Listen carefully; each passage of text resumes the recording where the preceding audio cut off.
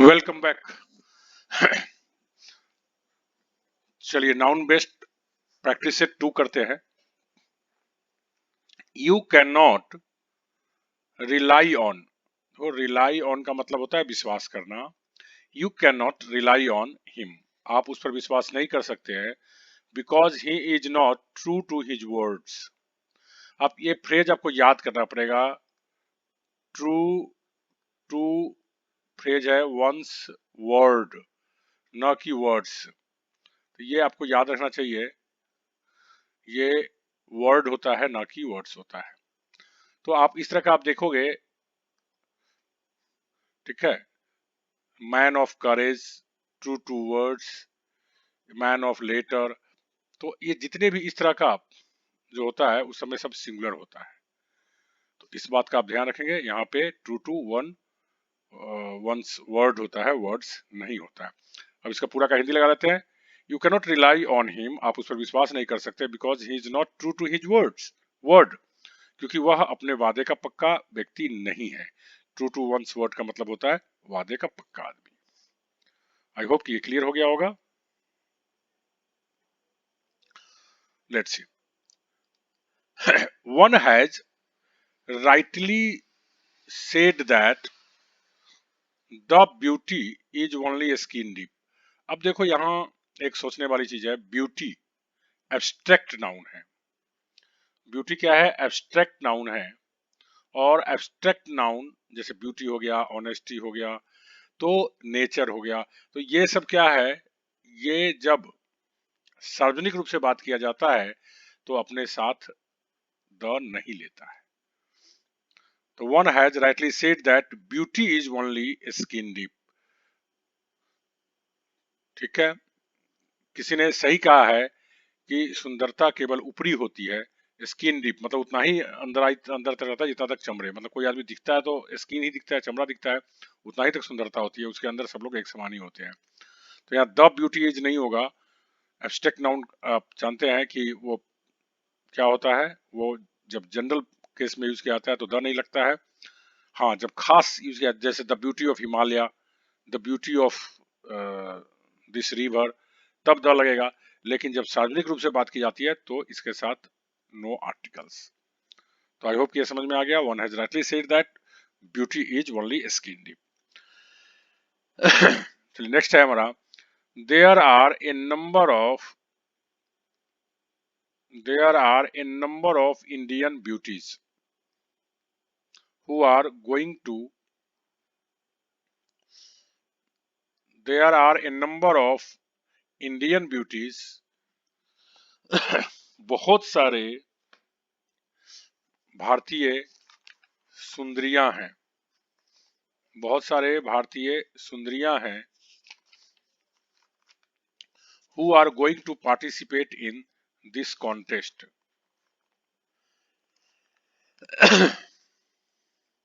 तो इस वाक्य में अब समझने वाली बात है कि एक आपके दिमाग में बात आ सकती है कि क्या ब्यूटीज होता है कि नहीं होता है। तो आप जान लीजिए ब्यूटी का प्लूरल ब्यूटीज होता है। ठीक है। तो ब्यूटी सिंगुलर होता है और उसका प्लूरल क्या होता है? ब्यूटीज। मतलब यह वाक्य सही है। No error. There are a number of Indian beauties. बहुत सारी भारतीय सुंदरियां हैं who are going to participate in this contest, जो इस प्रतिस्पर्धा में हिस्सा लेने जा रही है। I have an urgent work.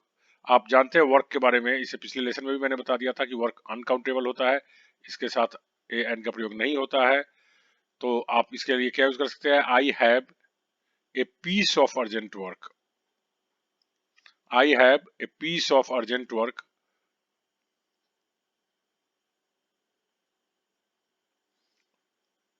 I have a piece of urgent work. ठीक है। तो ये बहुत इजी क्वेश्चन है, आप पहले भी कर चुके हैं। I have a piece of urgent work. मुझे बहुत ज्यादा जरूरी काम है टू डू राइट नाउ, अभी करने के लिए। So call me back after some time. इसलिए मुझे कुछ देर बाद कॉल कीजिए। The news. आप जान लीजिए न्यूज हमेशा सिंगुलर होता है, तो इसलिए वर लगने का मतलब नहीं है, लगेगा was. The news was so shocking. खबर इतनी धक्का देने वाली थी दैट इट डिप्रेस्ड हर, कि इसने उससे डिप्रेस्ड हर टू बिट्स, उसे थोड़ा सा क्या कर दिया? निराश कर दिया and she decided to leave the town, और उसने शहर छोड़ने का निर्णय ले लिया। तो इस तरह से आप ये क्लियर आपका हो गया होगा। नेक्स्ट हमारा क्वेश्चन है we need to change this house, we need to change this house, हमें इस घर को बदलने की आवश्यकता है, because it is out of repair, यहाँ ध्यान देने की बात है, रिपेयर्स नहीं होगा, आउट ऑफ रिपेयर होता है। ठीक है, आप याद रख लीजिए आउट ऑफ के साथ जो भी लगता है आउट ऑफ ऑर्डर, खराब हो कोई चीज होता है तब। ठीक है, इस तरह से आउट ऑफ रिपेयर होता है। ठीक है, आउट ऑफ स्टॉक होता है। तो ये जितने भी आउट ऑफ से बनता है वो सब में क्या रहता है, सिंगुलर वर्ड रहता है। Out of stock, out of order, out of repair. तो आई होप कि इस तरह का वर्ड जब भी आएगा आप नोट कर लीजिए, अपने माइंड में बात को बैठा लीजिए, आपको याद हो जाना चाहिए। ठीक है, her hairs are not so straight and silky as yours, उसके बाल, अब देखो यहाँ पे बाल की बात किया जा रहा है, सभी बाल की बात किया जा रहा है। जब सभी बाल की बात किया जा रहा है तो क्या हेयर्स होगा? जब सभी बाल की बात की जाती है तो यह अनकाउंटेबल होता है, और जब अनकाउंटेबल होता है तब ये क्या होता है, हेयर होता है, और ये क्या हो जाता है, सिंगुलर होता है। Her here is not so straight and silkie, उसका बाल सीधा और रेशमी नहीं है, एज योर्स, जैसा कि तुम्हारा, because she does not take care of it properly, क्योंकि वह इसका प्रॉपर तरीके से ध्यान नहीं रखती है। ठीक है, नेक्स्ट हम लोग चलते हैं, can you imagine that she has 52 pairs of shoes. ठीक है, यहाँ पे एक परेशान कर देने वाली बात आपके लिए हो सकता है, शूज के लिए पेयर्स यूज किया गया है, लेकिन आपको जो हमने पढ़ाया है नियम, इसका नियम क्या होता है कि जब भी बताने वाले ऐसे, जैसे मैं बताता हूं कि जो भी डजन है, 100 है, इस तरह से जो इकाई बताने वाले होते हैं, उससे पहले कोई न्यूमरल्स आ जाता है तो फिर वो प्लुरल नहीं बनाते हैं। ठीक है, और जनरली ऑफ वाला नहीं लगता है। तो इसको हमें बनाना क्या चाहिए था, सी हैज 52 पेयर्स ऑफ शूज। अच्छा, यहाँ पे इसलिए देखो ये मॉडर्न ग्रामर में इसको सही माना जाता है, लेकिन ये जनरली रूल से हटकर है, क्योंकि जूतों का पेयर्स में ही आता है। ठीक है, इसीलिए ये नो एरर है सेंटेंस। और इससे संबंधित बातें मैं बताऊं आपको कि कभी भी न्यूमरल्स आ जाए प्लस कोई भी इकाई बताने वाले आ जाए, ठीक है, हमने लिख दिया यूनिट, और प्लस कोई नाउन आ जाए, यूनिट। ठीक है, यूनिट आ जाए तो ये यूनिट को आप प्लुरल नहीं करेंगे, ये हमेशा सिंगुलर ही रहेगा। ठीक है, दूसरी बात हमने एक चीज, एक नियम ये बता रखा है मैंने, दूसरा नियम हमने ये पढ़ाया है आपको कि numerals plus unit plus of plus कोई नाउन आएगा, ऐसा नहीं होगा, ये नहीं होता है। होता क्या है, यूनिट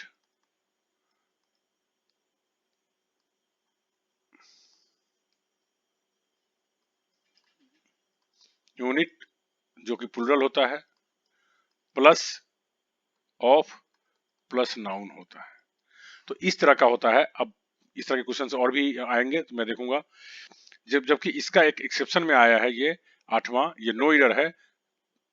देखो न्यूमरल्स हमने क्या कहा, ये देखिए, numerals plus unit plus of plus noun, ये वाला स्ट्रक्चर नहीं होता है। जब भी यूनिट से पहले कोई न्यूमरल्स आ जाता है तो ऑफ नहीं लेता है, लेकिन ये पेयर्स के केस में लेता है।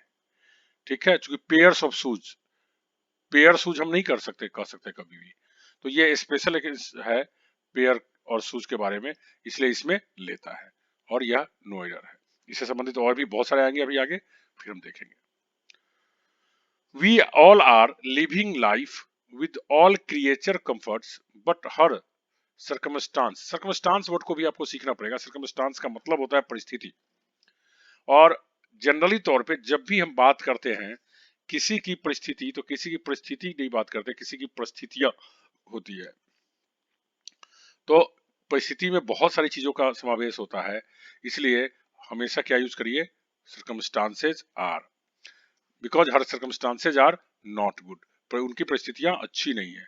हाँ, ऐसा नहीं है कि सर्कमस्टांस वर्ड कभी होता ही नहीं है, अगर खास करके हम फोकस करें कि उनकी यह परिस्थिति, तो पता चल रहा है कि परिस्थितियों में से एक की बात की जा रही है।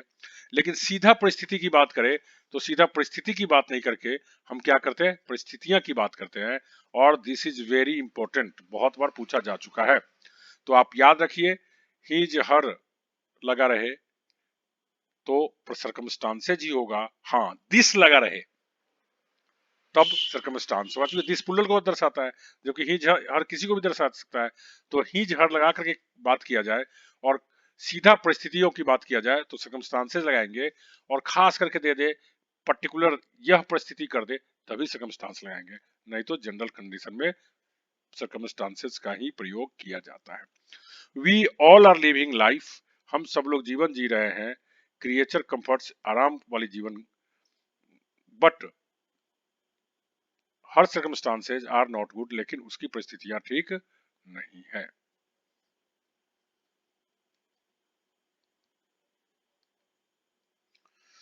Manjeet has,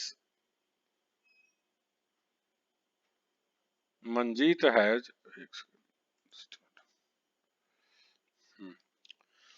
Manjeet has bought 4 dozens of eggs. देखो यही बात मैं दिखाना चाह रहा हूं, यहाँ क्या किया है, 4 डजन्स ऑफ एग्स। हमने क्या कहा है कि जैसे ही ऑफ लग गया तो यहाँ ये न्यूमरल्स नहीं होगा।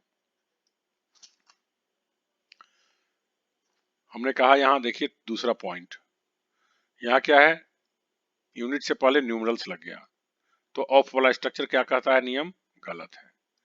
तो होगा सही क्या, तो 4 डजन एक्स हो जाएगा। क्या हो जाएगा, चलिए यहां लिखते हैं हम, 4 डजन एक्स।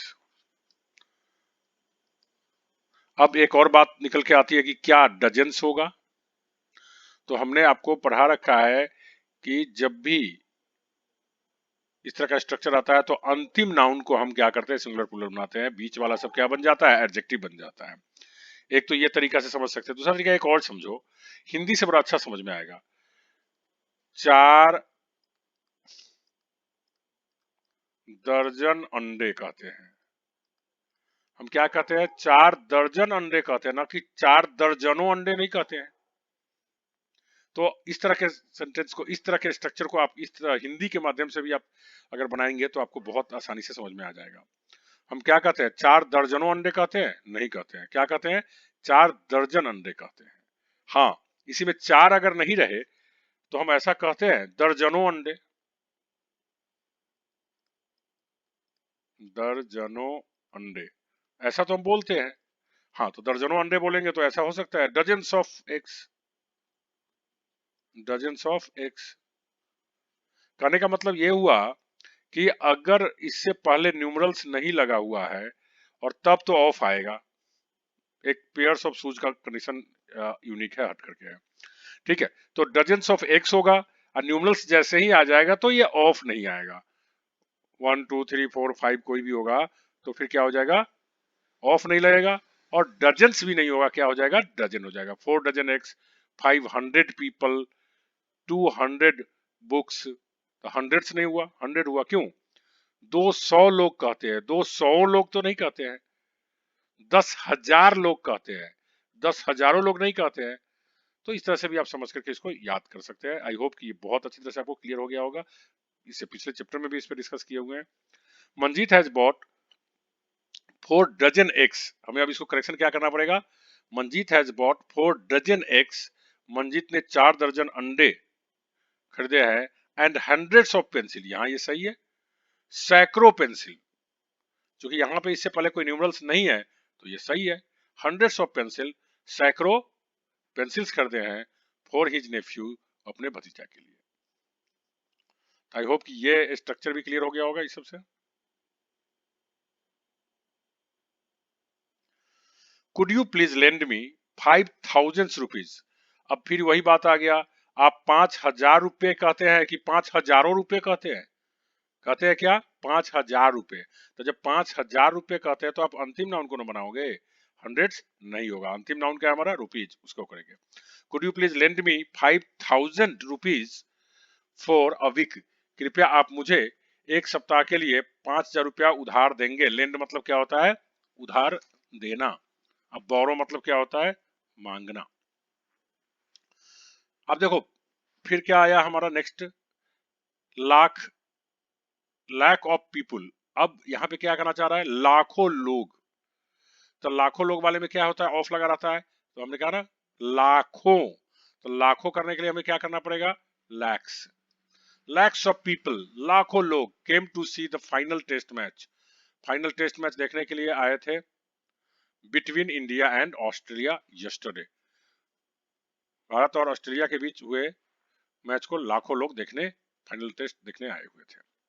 फिर नेक्स्ट, 30 मिलियन ऑफ पीपल। अब फिर यहाँ पे सोचने वाली बात है, यहाँ 30 न्यूमरल्स लग गया तो हमारा ये ऑफ वाला तो स्ट्रक्चर ही नहीं होगा, सीधा ऑफ हटा दीजिए।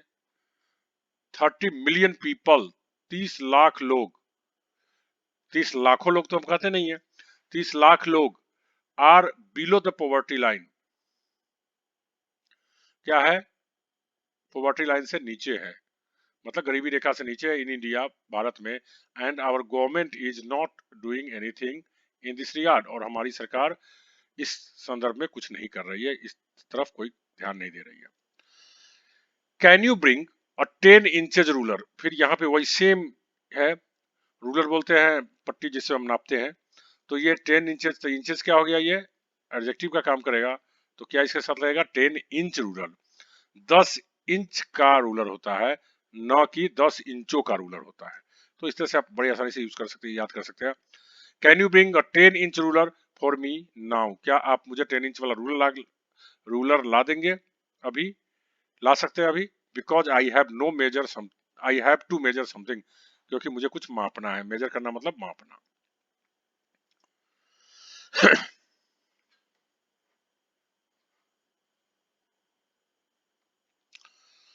You will surely get tired. You will surely get tired if you take another 2 miles walk now. फिर यहाँ पे सेम क्वेश्चन है, 2 मील चलना। तो 2 मील चलना, वॉक, वॉक यहाँ नाउन है, तो नाउन है तो माइल्स कैसे हो जाएगा? माइल ही रहेगा ना, क्योंकि अंतिम नाउन तो वॉक हो गया। आपके दिमाग में एक बात आता होगा कि वॉक तो वर्ब होता है, टहलना, लेकिन आपको मालूम होना चाहिए कि वॉक नाउन भी है और वर्ब भी है। और यहाँ पे टेक वर्ब है, टेक के बाद लिया है, तो टेक के बाद लिया है तो जाहिर सी बात है नाउन लिया। टेक अनदर 2 माइल वॉक, 2 मील और अगर आप चलेंगे तो आप निश्चित रूप से क्या हो जाएंगे? थक जाएंगे। आई होप कि क्लियर हो गया होगा। Same question, same type of question आ रहा है बार बार। No matter how adverse the situation is. कोई फर्क नहीं पड़ता है कि स्थिति कितनी बदतर है। You must not stop your studies. देखो तुम्हें अपने पढ़ाई को नहीं रोकना चाहिए। अब देखो पढ़ाई में मतलब कोई एक पढ़ाई नहीं होती, पढ़ाई के अंदर सारी कई चीजें शामिल होती है। इसलिए जब भी पढ़ाई की बात की आती है तो स्टडीज यूज करेंगे, ठीक है? जब भी पढ़ाई की बात की जाएगी तो क्या यूज करेंगे हम लोग? स्टडीज यूज करते हैं। क्यों? क्योंकि पढ़ाई में मेनली कई चीजें शामिल होती है, कई विषयों का अध्ययन किया जाता है, इसलिए, ठीक है? जबकि सिर्फ स्टडी करने पर रिसर्च का भी मीनिंग आता है। तो आप जब भी पढ़ाई के लिए बात किया जाए तो ओवरऑल पढ़ाई की बात की जाती है तो आप स्टडीज यूज करेंगे, ना कि स्टडी। ये भी बहुत बार पूछा जा चुका है। Having won the world cup, having won the world cup for 3 times, 3 बार वर्ल्ड कप जीतने के बाद। ऑन द ट्रॉट, ऑस्ट्रेलिया में ट्रॉट का स्टेडियम है, उसकी बात किया जा रहा है। तो ऑन द ट्रॉट, ट्रॉट में Australia must be in high spirits. अब एक चीज समझ लीजिए, कि स्पिरिट का कई मीनिंग होता है। एक तो आप जानते हैं कि स्पिरिट मतलब आत्मा होता है, ठीक है। और जब भी आ, इसके लिए बोध कराया जाए जोश के लिए, तो हम लोग स्पिरिट्स यूज करते हैं, ना कि spirit. He did it in full spirits, ठीक है। To be in a high spirit, spirits ये फ्रेज है, आप इसको याद कर लेंगे। और जब भी जोश खरोश, आप समझ लीजिए स्पिरिट्स का मतलब याद रख लीजिए, जब मेंटल स्टेटस, मेंटल कंडीशन या स्टेट की बात जब करे तो स्पिरिट्स ही होगा, स्पिरिट नहीं होगा।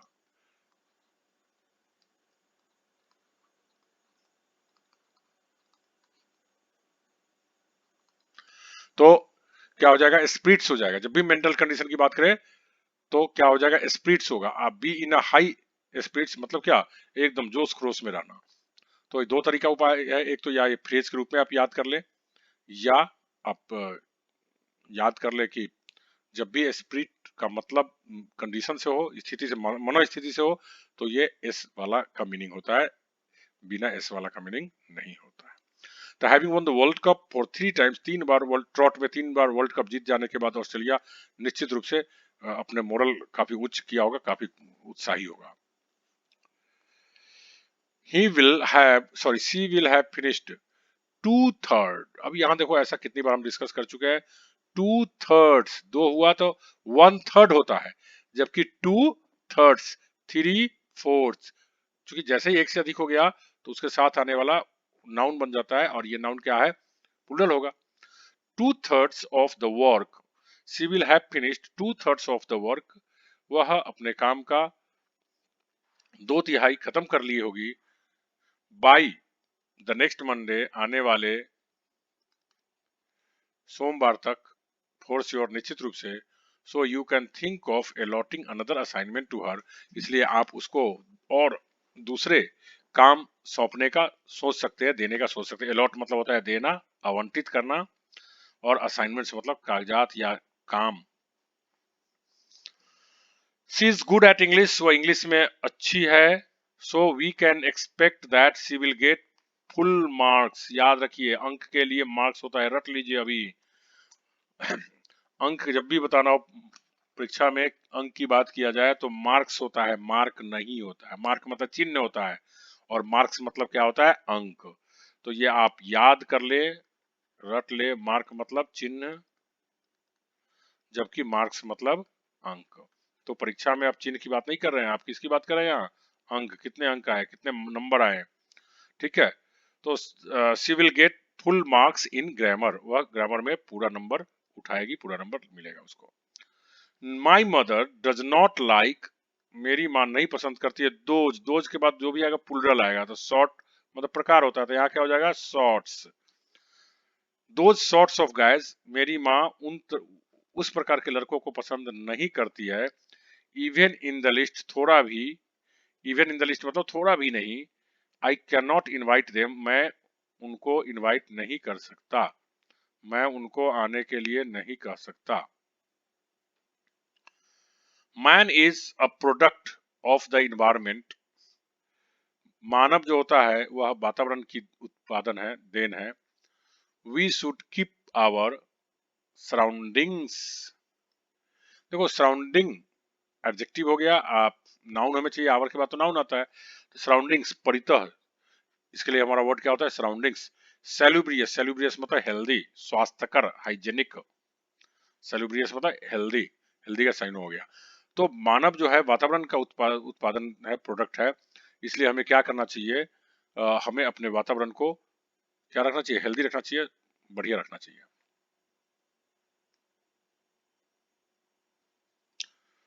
द रिच, आप जानते हैं द रिच क्या होता है,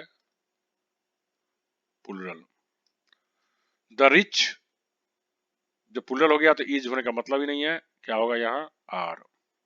the rich are getting richer and richer, अमीर और अमीर होते जा रहे हैं और अमीर होते जा रहे हैं। And the poor are getting poorer, और गरीब से और ज्यादा गरीब होते जा रहे हैं। तो द रिच एडजेक्टिव से जो भी नाउन बना होता है वो सब क्या होता है, द लग करके होता है, जो प्लूरल होता है। नेक्स्ट एक बात और है, ये नाउन एंड केस का क्वेश्चन है। आप याद रखेंगे द प्लस एडजेक्टिव से बने हुए नाउन पर एपोस्ट्रोफी एस का प्रयोग नहीं किया जाता है। द पुअर से नाउन तो बना दिया, लेकिन इस पे हम एपोस्ट्रोफी एस का प्रयोग नहीं कर सकते हैं। अब काके की के लिए क्या करेंगे, तो हम करेंगे क्या, इसी को लिखेंगे the plight of the poor. The poor's plight मतलब लिखना क्या चाह रहा है ये व्यक्ति, गरीब लोगों की दशा। तो गरीब लोगों की दशा हो गया, तो ऐसे तो काम चलेगा नहीं, तो हमें करना क्या पड़ेगा, the plight of the poor in India is very pathetic. गरीब लोगों की स्थिति बहुत खराब है। So we must do something to improve their condition. इसलिए हमें उन लोगों की स्थिति को सुधारने के लिए, उन लोगों की स्थिति को बेहतर करने के लिए कुछ अवश्य करना चाहिए। आई होप कि आपको ये समझ में आ गया होगा।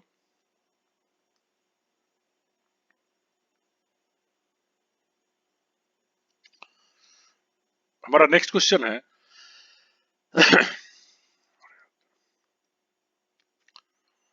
He has been very kind enough, वह काफी दयालु रहा है, to give 5 बिलियन रुपीज,